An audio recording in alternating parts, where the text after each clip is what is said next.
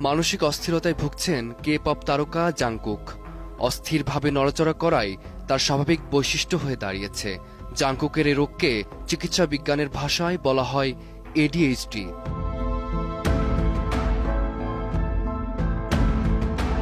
ADHD একটি স্নায়ু সংক্রান্ত সমস্যা। সাধারণত শৈশবে শুরু হলেও অনেকের মধ্যেই এটি প্রাপ্ত বয়স পর্যন্ত থেকে যায়। এ রোগের কারণে মনোযোগ ধরে রাখা সহ স্থির হয়ে বসে থাকাও বেশ সমস্যার। তবে চিকিৎসা ও সঠিক কৌশলের মাধ্যমে অনেকেই স্বাভাবিক জীবনযাপন করেন।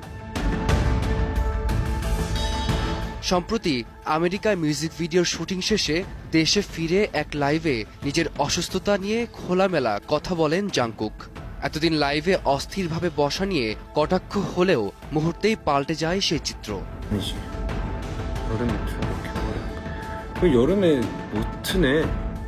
জাংকুকের এই অস্থিরতা মূলত ADHD এর স্বাভাবিক বৈশিষ্ট্য, যাকে বলা হয় স্ট্রিমিং।